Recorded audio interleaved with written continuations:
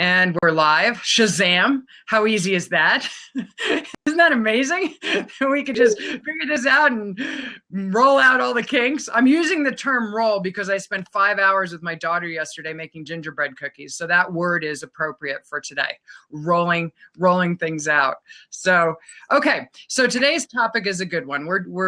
Amy Hewell and I are getting together, and this is actually just kind of a spontaneous blab. We're always curious about expanding our resources in order to educate and to teach. I am currently in a master's program in adult education and training right now. Have been in this field for 18 years, and Amy has been in this field as well in terms of optimal living and coaching and nutrition for quite some time as well.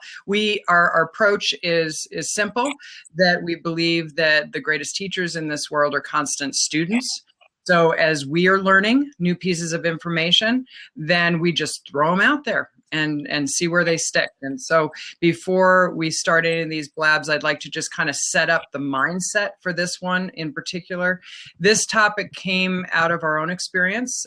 Particularly, Amy's going to be sharing some of her experience as well on this, and we'll kind of ping pong back and forth. But how to be happy alone.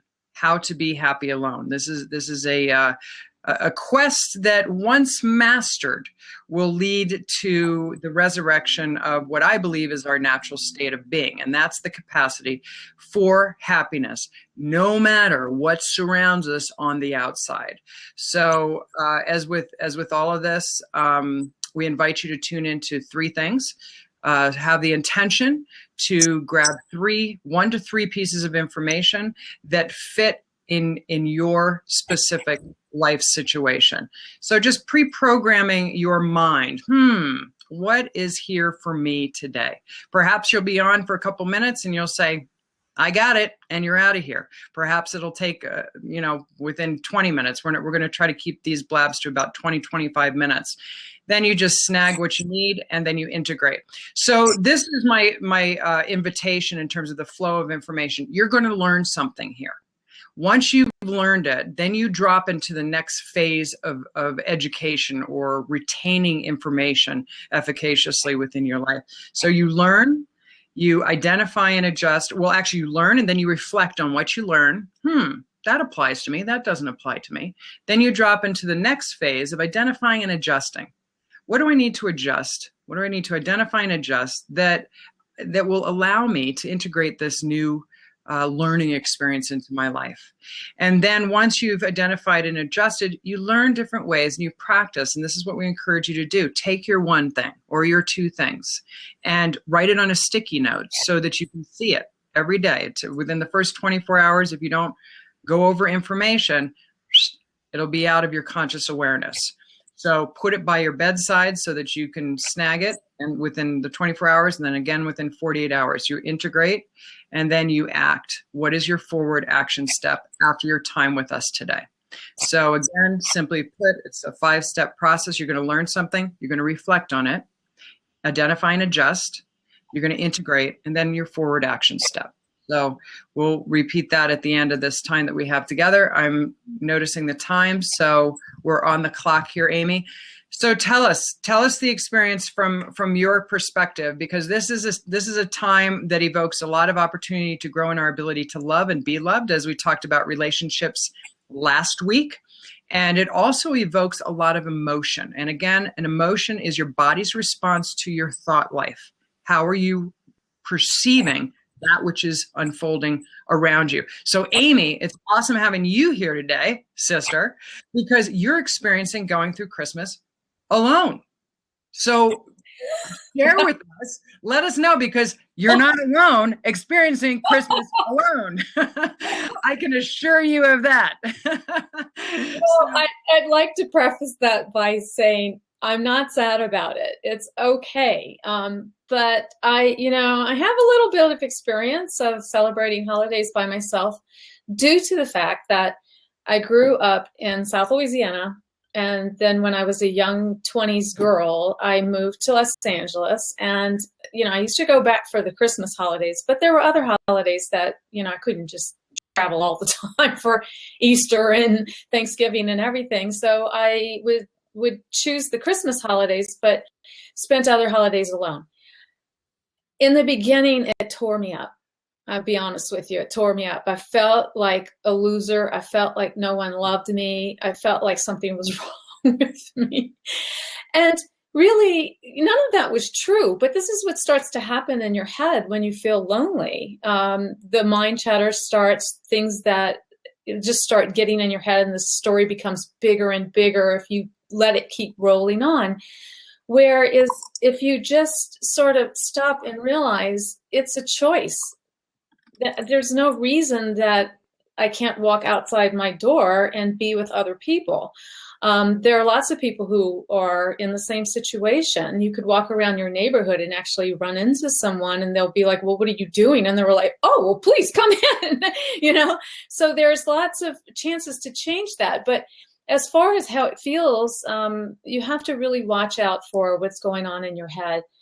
We are surrounded by commercials showing the perfect Christmases, the Christmas movies that are kind of funny, but they still it brings you back to that sense. If you had the holiday and then you're by yourself, it feels terribly lonely and sad. Absolutely.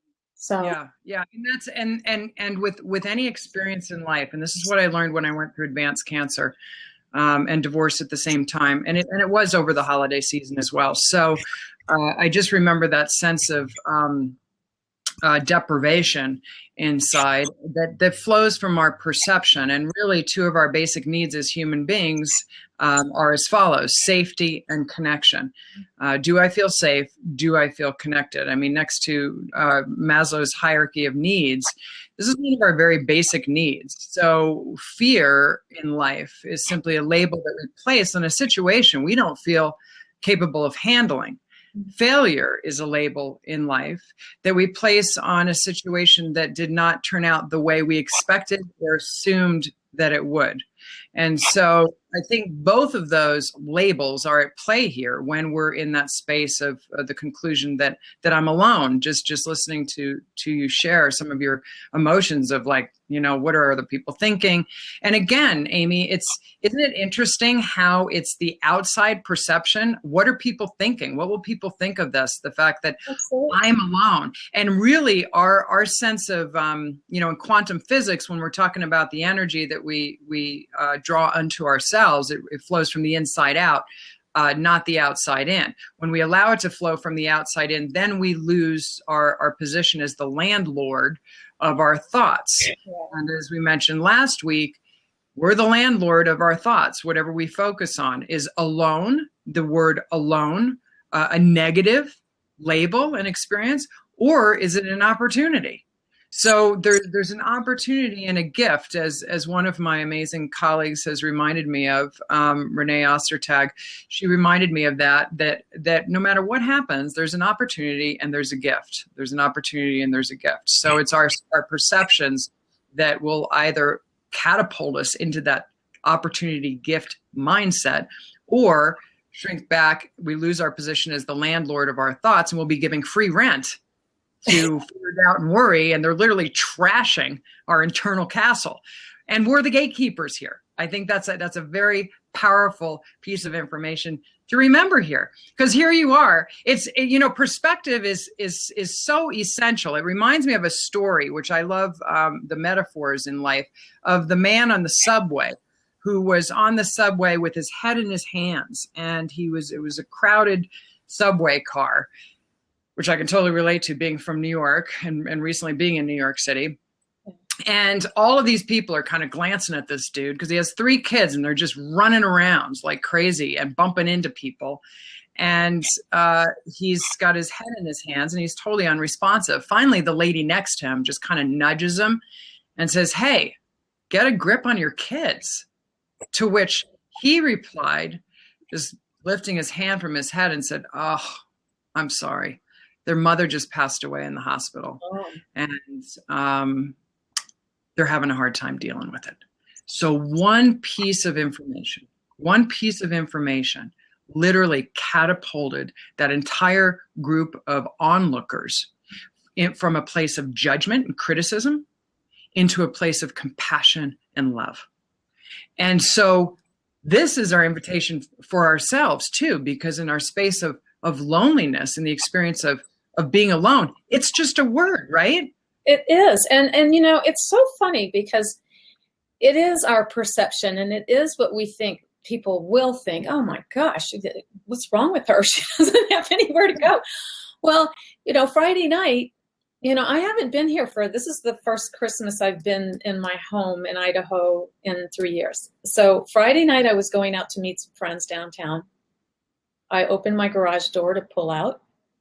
There's a car blocking my driveway. And I thought, well, that's really strange, you know? It's like, and I just said out loud, who blocked my driveway? Yeah. I just said it out loud. I didn't think anybody was around because it was dark, but it had snowed a lot. And I saw another couple and they go, oh, I think we know whose car that is. I can help you. And I was like, well, I don't know what's going on here, but whatever. And it was my neighbor across the street was having a party, but he's used to me not being around. He told all his friends, just go ahead and park in front of her driveway. She's never home. Oh my gosh. Wow.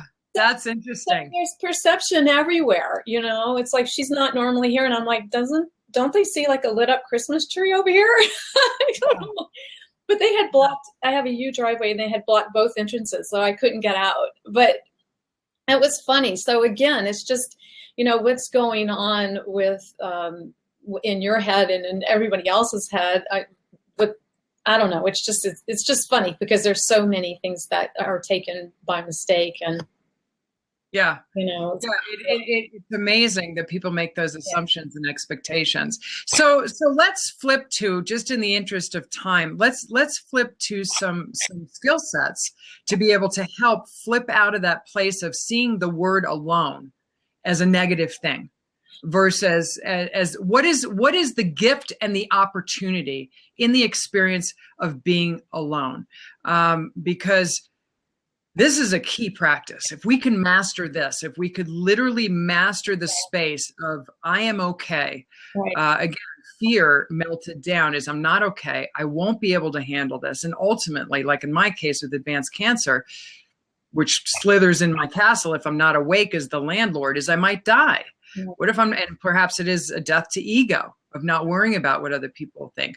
But how do we flip out of that state of being alone is a negative thing. And so we have that imploding judgment upon ourselves to how can we occupy the space of like, hey, my name's Lauren Miller and I'm alone and I'm okay with that. Okay. Well, I think that the step one is to catch that negative mindset and to say, you know what, like you just said, you're evicted. Yeah. You're the landlord. Evict negative thoughts. Yeah. So be aware of your thoughts. And when you start to feel blue, you realize that this mind chatter going on, that you're feeling sorry for yourself or you're feeling judged or whatever. So just, first of all, just catch that. And then look at awareness is key. And then look at it as, you know, bring some gratitude into the chance that you have this time alone. I think it's to reflect on what's going right in your life, what's not going right in your life. And that doesn't have anything to do with it being Christmas and being alone. It just has to do with you have this opportunity to be alone, which a lot of times it's very hard to find time for yourself. Absolutely. Time for yourself. This is a gift. So I think that you can take this time to look at what do I love about my life? What don't I like about my life? If there's a certain reason that you are alone due to not having someone to love, or that for some reason you're just in this situation because of something else, then you can think of, well, what can I do to change that? Mm-hmm. Am I ready for love again? Am I ready to seek a partner? Is this time for me just to be getting my head on straight again? So taking that opportunity to decide, you know, formulate a plan for 2016. I mean, there you go. Pull the calendar out. If you need to get more social, put it on the calendar. I also look at this time as, look, people are with their families. They're not always talking 24/7 to their families. It's a great opportunity to reach out to people. Whenever I'm home at my parents' house, I have multitudes of friends who are saying, Merry Christmas. Hey, can you talk? Happy Easter, whatever the holiday is. And so I have a lot of girlfriend and guy friend catch up time during this. So reach out if you're feeling lonely. Get out, go for a walk. I mean, but I really think that being able to get happy within yourself would be the most beneficial thing you could do for yourself, is to like learn to be comfortable with self. Because when you are, that's when the world sort of falls at your feet. That's when you have that energy that goes out to people and they are attracted to you. So if there's something that you can work on with that, I think it's a great opportunity to just say, you know, I've got this downtime. Maybe I'm going to write some handwritten notes to people that I love. Maybe I'm just going to reach out. So, you know, take that opportunity to do that. Yeah, that's key. It's interesting. I was thinking about a verse that Jesus mentioned that said, "Those who want to hold on to their lives will lose it, and those who surrender their lives will find it." And one of the things that I've been meditating upon has to do with the experience of happiness. How do we have sustained happiness? The mystics throughout time, particularly Anthony de Mello, he has a wonderful his last writings are just really powerful on this. How do we maintain and enter into the experience of happiness no matter what surrounds us? And he uses actually a reference to that specific statement or invitation from Jesus. He also uses another one when he says, anybody who, you know, loves this, or this, or this more than God, you're setting yourself up for some serious feelings of discontent inside. So the key is non-attachment. That, in fact, behind me, I have a little four statement to-do list. I should actually call it the to-be list, but be present, act in love, speak the truth, detach from outcome. So detaching from the need from anything from any human being is what I've been reflecting and meditating upon. If we have any prayer, may it be, dear God, help me to die to myself, my specific needs for certain outcomes or situations, to know that I'm okay, to know that I'm loved, because deep down inside, and this is something I did learn when I was going through the cancer as well, and had two near-death experiences, and actually was out of my body and back in, flipped out and in a couple of times, is the fact that I am never alone, that I am constantly surrounded within by the presence of God. Like Mother Teresa said, like a fish in water, whether or not you notice it or not and are conscious of it, it's like asking a fish, where's the water? So you're constantly surrounded by the presence of God. God is with you, around you. And so again, I found that the alone times as well give me such an incredible opportunity to lean away from the shiny objects and to lean back into the greatest source of my inner peace, which is my relationship with God, which flows from within. It doesn't rise and fall depending on what's going on outside of us. It's something that's a constant flow. It's like the rivers that flow from within you. Like Jesus' conversation with the woman at the well, and she's like, well, I want some of this water. Where do I get this water? Because she was thinking of the physical water. You have to keep drinking it.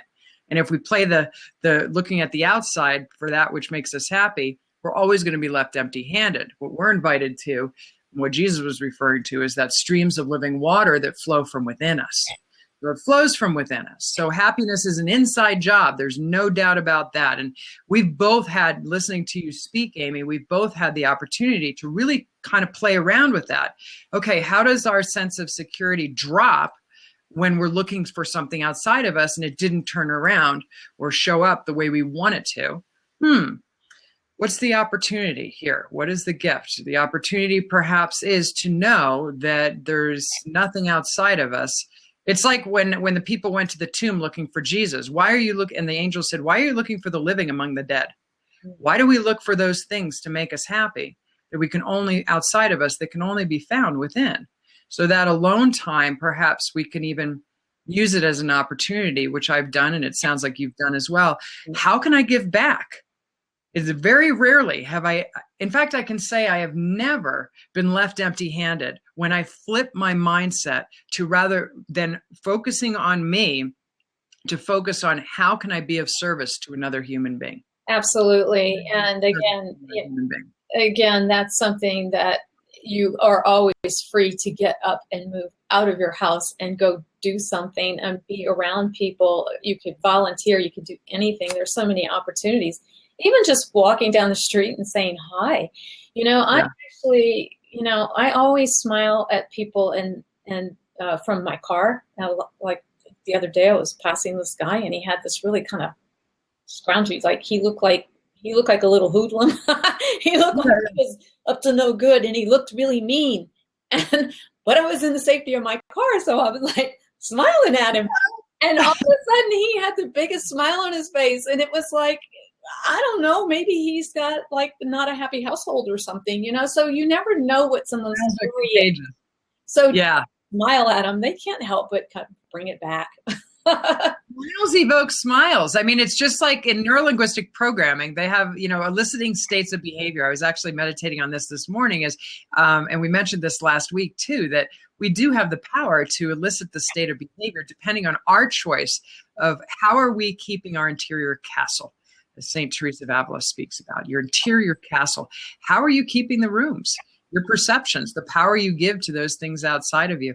How are you keeping your castle? Because you have the power, the God-given ability to elicit the state of behavior you desire to experience. And as mentioned on our last blab on relationships, love evokes love. Your choice to give out kindness evokes kindness. A smile.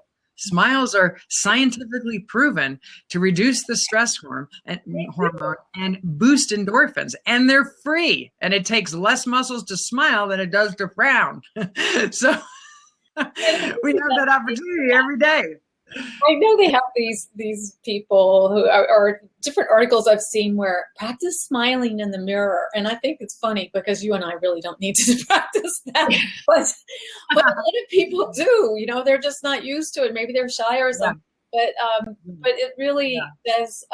It really does. The more you smile, the happier you are, even if you're by yourself. And if act your way into feeling, right? Act your way into feeling. I remember learning that in Psych 101. You can actually. And I'm glad you mentioned the meditation just now, because that's something that really can turn you around. Again, practicing gratitude, meditation. But if all else fails, get a funny movie. Oh my gosh, that's been proven. That has been proven because it lifts, again, laughter. And it's great that you said that, because I was just about to flip into that as another opportunity.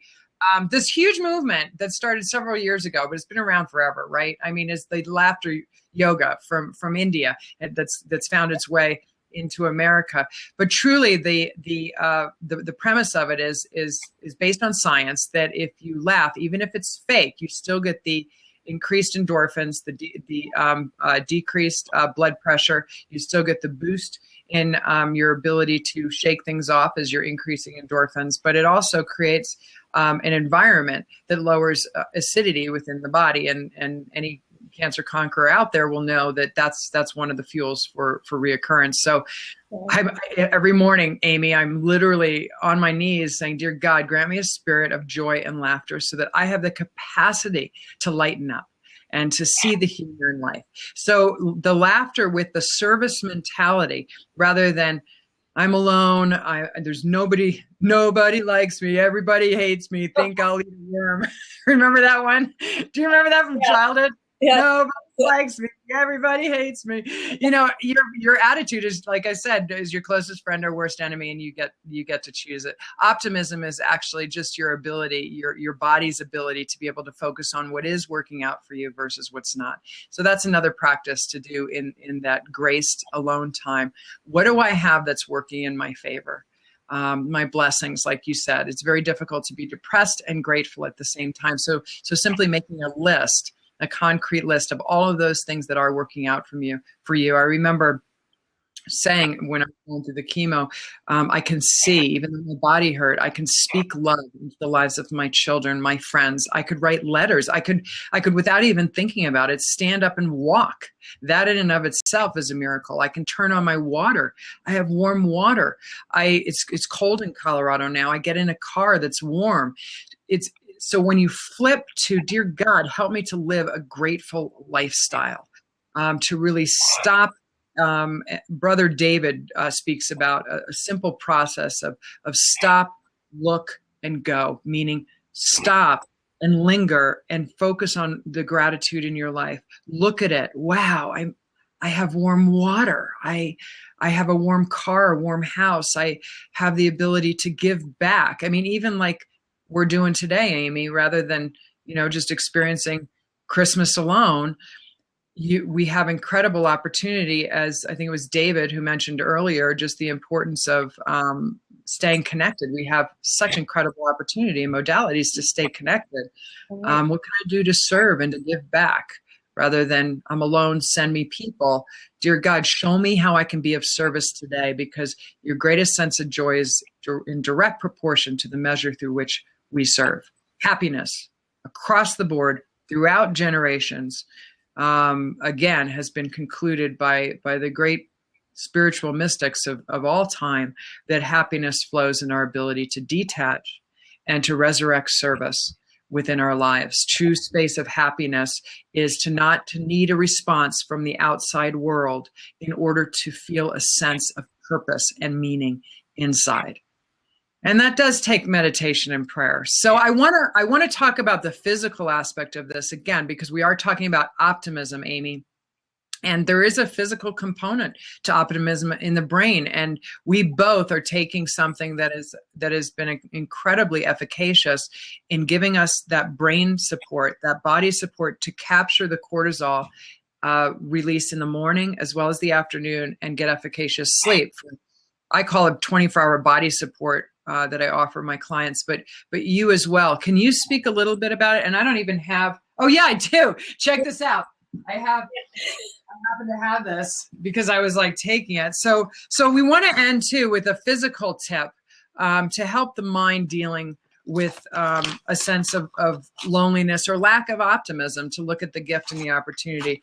This is what we're talking about here. I keep these in my office to be able to snag them. The Rest Well, it's basically 24-hour body support, which is so important. Can you talk a little bit about that, Amy? Because you've been, and I'm going to put the link down here. It's amyhuel.mywellingcompany.com. Is that right? Yeah. Well, there's one thing that's a deadly combination, and that is lack of sleep and feeling blue. That is a deadly combination. No doubt. If you are not getting a good night's rest, and you're feeling sad and lonely, that's really, it's a train wreck. So definitely you want to get your sleep. And part of this product that Lauren is speaking about, the Rest Well, is something that you take at night. Just put some powder in a water and drink that. And I've been using that since last summer. And I have to say, it has really helped me sleep. So I really notice it when I don't have it. I noticed it last night because I was up at 3:30 this morning. And I think that it wasn't really so much about stress or anything else like that. It was about I have a lot on my plate for today because I want to go down for tomorrow and the next day. So I'm trying to get a lot of stuff out of the way. And so my brain was shutting off. But there's quercetin in this product, which really helps your body relax. And so I know that I have a really frantic schedule. I keep it that way. I could choose to have a more mellow schedule, but I like to keep myself really busy. And I was feeling a little amped up and whatever. And I noticed that this product, the daytime or the chews, the daytime powder, I mean, within a week or maybe 2 weeks, I was so much more relaxed with my schedule. Yeah, that's definitely what I noticed as well. It gives you the ability to kind of like shake things off, the non-essentials, and just stay awake as the landlord of the mind. Yes, like the list in my head was still very long. Yeah. My body felt relaxed with that instead of feeling, a little frazzled. So I have to say, I'm somebody who uses a product for a long time before I say anything good about it. And I have to say this has been 6 months or 7 months now, and it's really sort of changed my life. As for decreased stress, way better sleep, feeling a lot more peace at my desk instead of, Yep. the calls, the computer, everything's going off at the same time. Shiny objects, right? Oh, gosh. Well, yeah. I mean, because it is coming at you. Which again, I was thinking when you were saying, we do have to realize how blessed we are, and we can reach out to the world from our computers at any moment. So there's really no need to ever feel lonely. But I was thinking about the short little YouTubes and funny little bits everywhere. So if anybody needs some good laughs, just jump on your computer and, find something funny. Yeah. And check things out, because definitely, there's no reason. It's amazing too, and scientifically, what they've done, like to see what that does to the whole energy field when a human being actually watches something funny and what it does to the brain, it's unbelievable how it literally catapults them out of the jungle, the primal part of the brain, which we get stuck at, particularly when we're overwhelmed by our to-do list. And we forget to be in the midst of the to-do, and we become more like a Martha than a Mary, as I've been called before. Slow down. By my mother. Slow down, Martha. So I have an old boyfriend who called it the to-do list as a TWO, the to-do list, which I like, because find somebody else and help you knock that list down. Yeah, exactly. That's exactly it. We're not meant to do this alone, right? Henceforth, why we're partnering doing this Optimal Wellness series. So, okay, so we've been on for about a half an hour for today's topic. Just to sum up some of the main points that we talked about today. Again, learning, the parts of learning, what does it look like for you in terms of what refreshes you and reminds you of your worth and value? What are those things in your life that remind you of your worth and value, not because of how someone responds or doesn't respond, not because you're in a crowded room or if you're by yourself? Another important tip to remember, just as Mother Teresa said, as a fish is in water, you are surrounded and engulfed by the presence of God.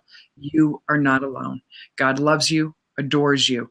And the things that you hear within your soul when you are in the presence of silence and that alone time, the scripture from the Old Testament, be still and know. Knowing comes in stillness and in that alone time. So utilize that time of prayer and meditation to ask God to show you your deepest desires and your greatest place of peace. So you have that opportunity for meditation. The other thing we mentioned is the importance of smiling and laughing. It's contagious, and the body responds biologically to those two things. So to get on and watch funny things on YouTube, jump on YouTube to watch those funny clips. The other thing, the other invitation that we mentioned was threefold: is to watch your stress, your ability to be optimistic needs that extra boost to balance the cortisol levels, to lower inflammation, and to help the rest. And we put a link on the side. You can explore more on that for the 24-hour body support to help you be able to handle whatever it is, whatever situation or circumstance. Because remember, stress is the power we give to outside circumstance to define our worth, our value, and what we're capable of handling successfully. I'm kind of going through my mind on some of the other tips that we covered today. Elicit the state of behavior that you desire to experience. Neurolinguistic programming, science has proven that when you decide a certain attitude, it's either your closest friend or worst enemy. Your choice of attitude evokes responses in human beings around you. One of the quickest ways to flip out of a dark cloud space is to simply ask, how can I be of service to those people in my life? Rather than how can you serve me? How can I be of service? Having that alone time gives us that examination of consciousness and invitation to really explore positive ways to be of service to the people in your life. Like Amy mentioned, writing those handwritten notes. You inspired me, Amy, because I wasn't even going to do Christmas cards this year. So because I was so busy with my to-do list, right? There's no time to do Christmas cards. And after that, I literally said, these are the things that I value the most, the things that light me up and bring the greatest happiness are the relationships with the people that I love in my life. Yeah. So to take time to ask, how can I be of service to encourage those people that God entrusts to my care? Realize you're not alone. Again, you are not alone. Alone is a label that can either work for you or against you. An emotion is your body's response to your thought life. Your thought life occurs with labels. We started the call with the label of fear. Fear is simply a label we place on a situation we don't feel capable of handling successfully. Failure is simply the label we place on a situation that is not turning out the way we expected or assumed that it should. Watch your labels. Watch your labels, because your labels determine the power you give to circumstance, and it will dilute your remembrance that you lack nothing inside your castle, whether you're in a crowded room or on your knees in prayer. And I'll tell you, just as I'm resurrecting my own commitment to the prayer time in the morning and the meditation in the morning, I lack nothing in that space. You come into this world alone. Someone grabs you up, you start to become part of community. You exit this world alone, meaning there's not people you're bringing with you. Perhaps in some tragic situations there are, but majority of the time it is your transition with you and God. So prioritize that which is going to bring you the greatest peace, and remember the 4 different little statements in the back here, which I have for me to look at every day, which is basically be present, act in love, speak your truth, and detach from outcome, as we spoke about. Detach from outcome, needing circumstance. Die to yourself, those who die to themselves.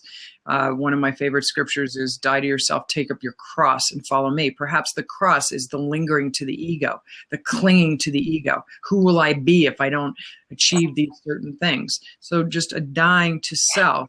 Then you resurrect the non-attachment, and you're simply able to be a vessel, and you lack nothing in that space. So you have the ability to identify and adjust. These are the things you've learned. You identify and adjust, then you reflect, identify and adjust, then you integrate, and then what is one action step forward that you can take with one piece of information you learned today to integrate it into your life experience and share it with those around you. So any closing words, Amy, from today's topic? Yeah, I would say get comfortable with yourself, and you will never feel lonely. Yeah, there you go. You will. And you actually look at it as an opportunity to be able to do exactly what you want to do, listen to exactly what music you want to hear, really go within. I mean, anything that you want to do. So I see it as an opportunity to just really get more focused on how I want my life to unfold. So absolutely, you can't do that in a crowded, noisy place. So yeah. And also for everybody who is alone during the holiday, you're not alone, because I'm alone too, and it's not a big deal. Don't look at it as a big deal. Reach out to people if you feel lonely. Laugh at some funny stuff. You'll be fine. Yeah, exactly. It's all good. Great tips for today, my friend. Great tips for today. And so we'll be back in the new year. Enjoy your time with your family. For those of you that are with your family, and for those that are alone and their family's not present, still enjoy the people that God has put in your path that have refreshed your soul. Take time, perhaps if you are alone, an activity to do to just kind of resurrect that sense of connectivity is to just kind of do an examination of consciousness over your timeline. Who are those people that have refreshed your soul in your timeline, that have reminded you of your worth, your value, and your capability? Write those names down, and then send up a prayer on their behalf. Ask for God's favor in their life as well. These are the behind the door acts of service that we can do, that we have the capability to do when we do have that space of time alone. So enjoy practicing, and definitely put yourself in front of something funny, because that laughter has effects down to the cellular level, and it's contagious as well as smiles. Dear God, give us a spirit of joy and laughter. So enjoy your blessed Christmas week and your New Year celebrations, and we will definitely be back, and we'll see you guys in the new year. Take care. Holidays. Bye.